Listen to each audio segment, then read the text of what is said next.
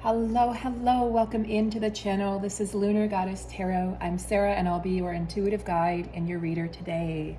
So just a couple quick announcements and then we're gonna hop straight into the reading. I will be doing an extended reading over on Patreon for my all access and VIP patrons. So you can access that by either signing up for Patreon, or if you're already a member, you'll be able to access it. And I'll provide the link below.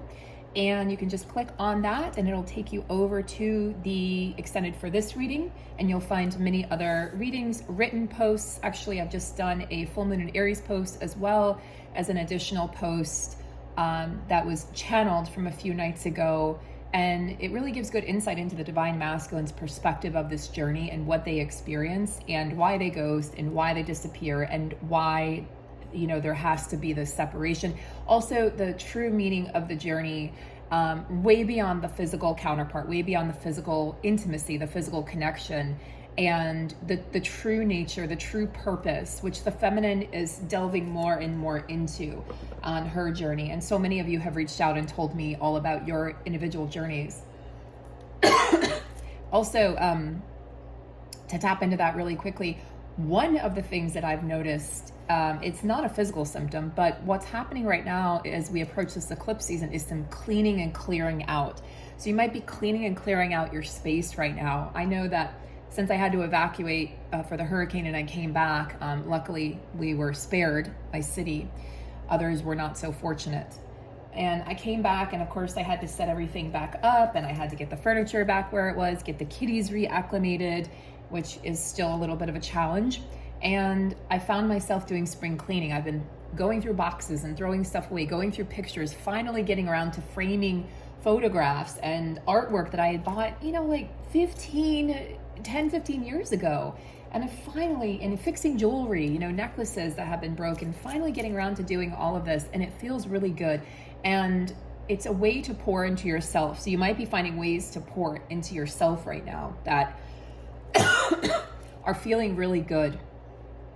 Of course, we're approaching the solar eclipse on October 25th in Scorpio, and then the lunar eclipse on November 7th in Taurus. I will be offering a bundle where you can purchase both eclipse readings at a discounted rate, or you can purchase individually. That will be a live reading with me, 60 minutes each, and I'll start scheduling those next week and then into the week of October 25th and beyond. And we're going to look into how these eclipses are going to affect you, what house they're sitting in for you astrologically, how this will affect your finances, your career, your love life, your luck, your friendships, and all of that, family, and how this is going to turn your world upside down, how it's going to steady things out. So that will be available on the website. I'll get those uploaded by tonight and you'll be able to purchase those. And in addition, I think that's it, actually. I don't know why I said in addition, but let's go ahead and get into the reading, and we're going to start with a really fun deck. We're going to start with the Everyday Witch Tarot, because I can't believe I haven't been using this all month, but this is the tarot deck for the witchy season, for Halloween. Happens to be my birthday, Halloween, so I really love this season. I love fall. It's my favorite season.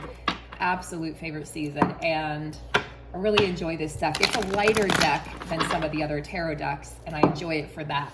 It's more fun, it's more playful, and I think it's good to bring a little bit of that into the energies right now. All right, so overall energies for today, October 13th, overall energies. We got a lot of cards here. All right, I will take these 3.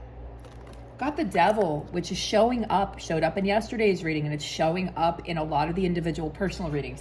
So, got the 7 of Cups, choices in love. You're kind of at a crossroads. And the 10 of Wands. So some challenging energies afoot. And, this eclipse, the solar eclipse in Scorpio, makes an interesting angle to Venus. Okay, Venus is sort of in her demise with this solar eclipse. So even if it falls in, let's say, like the 11th house, which is a very lucky house, or it falls in the 5th house, another fortunate, good luck, really playful, positive energy house, and she's struggling. So there will be positive experiences, but also there's struggles. So we'll talk about that when I do your individual readings as well, and what's happening with Venus, because this is playing a role, just like it played a role in one of the more recent events, cosmic events, excuse me, as well. So we're looking at this, and the Ten of Wands signals the end of something, the end of a burden, the end of obstacles, the end of missed opportunities. So the Devil is, to me, this has been the divine masculine energy, of the energy that they're sort of waiting in at this time. They're in this energy of self-deception, and I know that that's not what the feminine wants to hear, but this is why it's so very important for the feminine to focus on her world, for the feminine to focus on what it is that she is doing, what it is that matters to her, where her purpose is, where her direction lies. Because in this tarot deck, after the Devil, we have the Tower card. And the Tower card comes and it brings chaos and destruction and kind of blows things up. And that's the eclipse. Okay, so these masculines are in for an unpleasant surprise. I feel like they feel like they have all this burden on their back, but yet they're going to realize with this eclipse that they've put that burden there. So it's sort of like they had all these choices in love, and rather than make a choice, they kind of fiddled around, and then the feminine just kind of made the decision and walked away. And now the masculine has a ton of regrets over this, ton of regrets over any karmic situations. Now, what does this say for the feminine? Because I feel like these are dominantly for the masculine. This is going to be an end of a burden, end of a cycle of burdens for you, divine feminine, where you felt like you had to carry everything. I think for many, this is going to signal you're going to have many choices in love, divine feminine, and you're going to be able to point out who the devil is, like who's the devil in this sea of suitors, if you will, people that are pursuing you. And for others, if you're like, there are no prospects in love, not one whatsoever, then I would say this would be choices in things that make your heart happy, things that bring you joy, things that elevate you. And the end of maybe difficulties in finances, difficulties in luck, difficulties in friendship. So should be opening some doors for you, although some may have to close in order for that to happen. Just be on the lookout for this Devil energy, because this can sometimes be our own self fighting ourselves. This can be addictions or just bad habits or in kind of obsessive thoughts, unhealthy cycles, unhealthy decisions, unhealthy belief systems, like ways in which we look at ourselves, the way in which we speak to ourselves. So this can be the devil within, not necessarily the devil without. So I'm getting a lot of meanings into these cards today, a lot of meanings that may or may not resonate. But I think for the majority of you, they're going to be resonating pretty clearly and maybe even pretty deeply. So let's take a look and see. Divine feminine.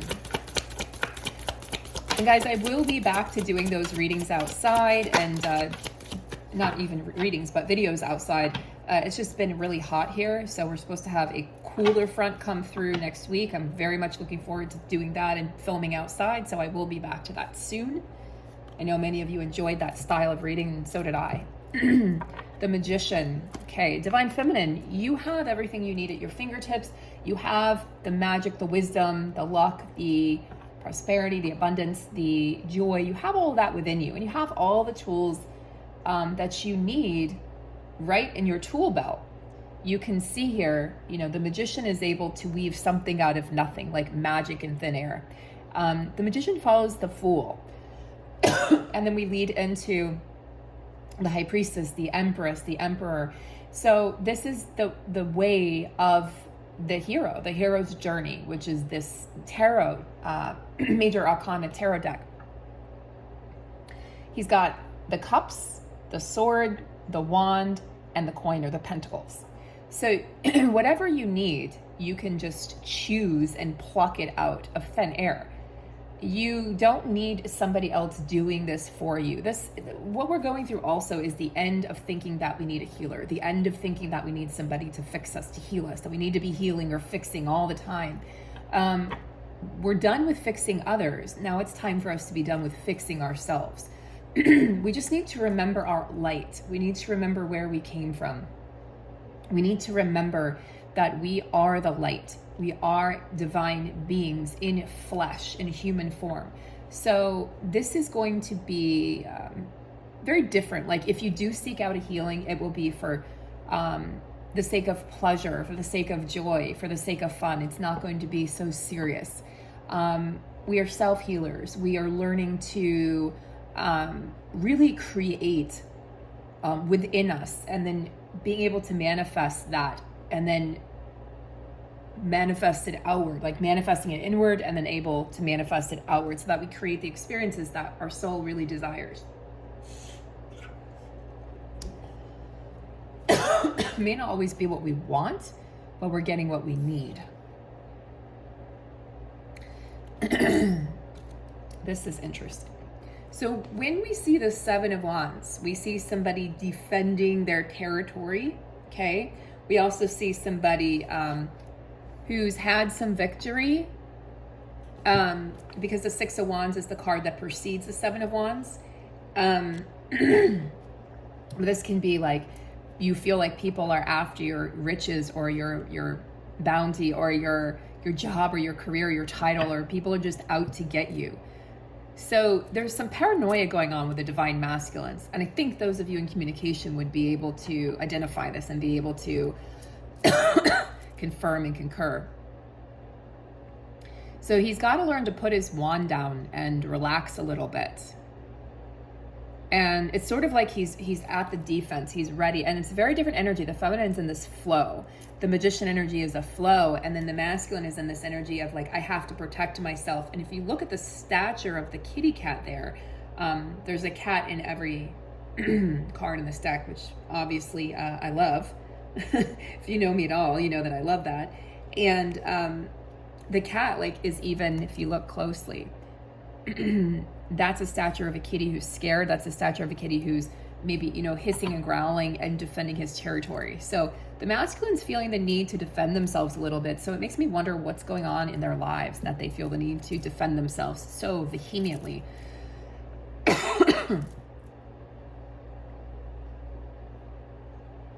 All right.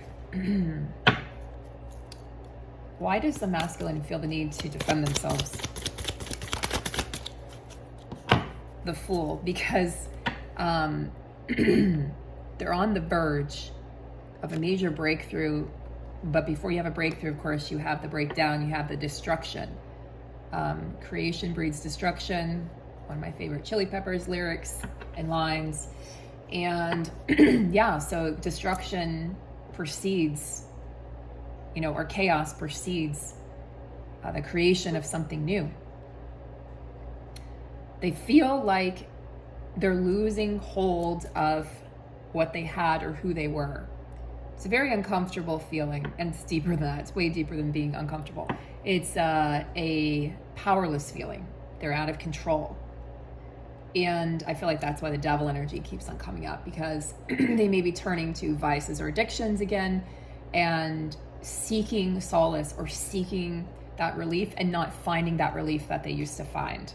So I'm going to delve more into that, because this is an interesting mental space that the divine masculine is in, not just physical, but mental space. Whereas the feminine, you seem to be having like, you're going to be starting, both of you are starting a new cycle. Everybody will be with this eclipse season, which is great, because that means 2023 will be fresh. So we're going to look into both counterparts and see what is the cycle that's beginning for both counterparts. I'm going to have that over on the extended for you guys. So before we go, I am going to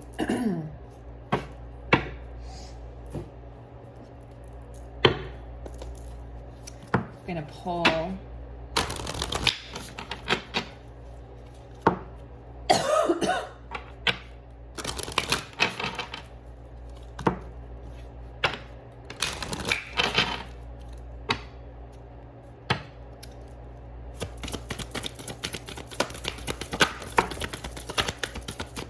feminine, outer core fluidity.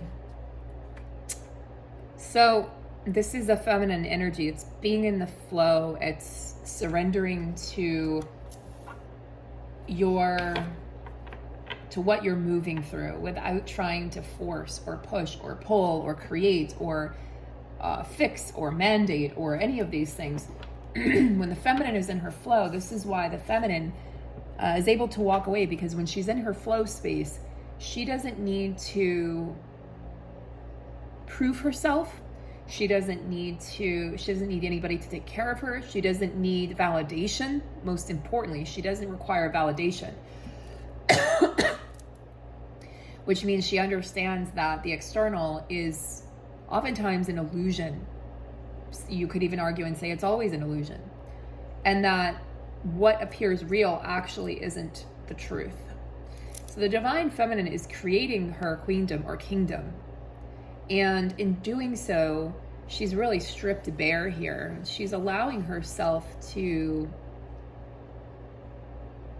be penetrated by the magic. She's allowing herself to be penetrated by the divine, by the universe. And I think a lot of feminines are in this place of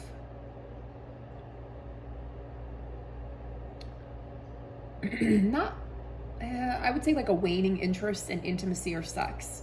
Almost a nun-like energy. And this is because your energy is better spent elsewhere at this time. It's a conservation of energy. And it has a very important role, it's a very important process that you're moving through. So it's, like sort of like if you've heard of men who can delay ejaculation. So then it's said that in doing so, they are actually preserving their energy. So it's sort of like that with the feminine. Like, you may not be orgasmic at this time, or you may not be engaging in sex, but there is a different kind of intimacy you're finding with yourself that includes getting in touch with or comfortable with your body. And I'm sure that it's changed throughout this journey and this process. I know mine has. It's been a challenge to look down at your body and not recognize it. I've talked about this a lot on the channel, and your face changes and your skin changes and everything changes. One day you look really old, the next day you look young, the next day you look like your twin, the next day you look like a soulmate, then you look like a brother or father or mother. It's like, what the? You go through this process and your body changes too. So just remember to not try to control anything that's in your external environment. You're gonna do really well if you just live and you just exist and you just experience and you just let things be.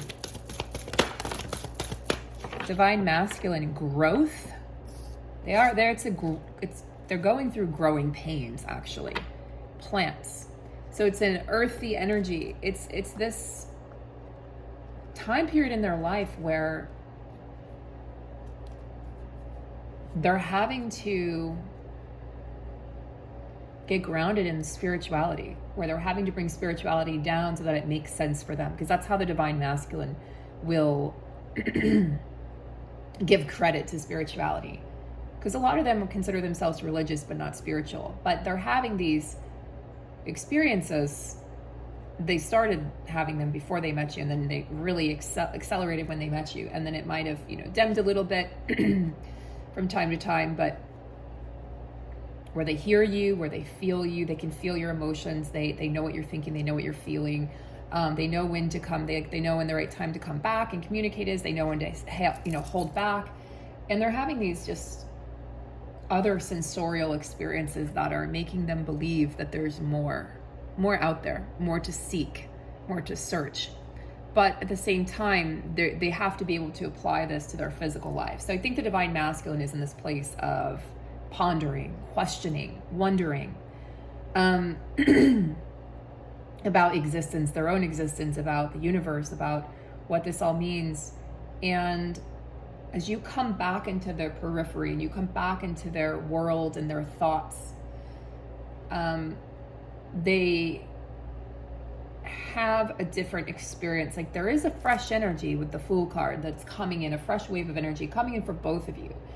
And there's going to be a wave of respect that the masculine has for the feminine. We're going to see this profoundly, not just in your individual connections, but in the world at large. So I want you to look for this, or be on the lookout for it in the world, in family dynamics, or with friendships, or, you know, if you're at the grocery store and you're noticing just more respect, almost like a my lady kind of energy, you know, after you, my lady, and more of the chivalry that we've lost, that's been so buried in our society for many reasons. And females are partially to blame as well, because we told men we didn't need them, or we told men we didn't want them to do things for us, so then they stopped doing things for us, and then we complained. So we were also very confused. So it's not just the masculine's fault. They were confused. They didn't know what to do. They didn't know what the feminine wanted. But that's a whole nother story. That's a whole nother reading or video. Let's get, before I close this out and go over to Patreon for the extended reading, we're going to look deeper into the feminine and masculine and this journey, this eclipse journey.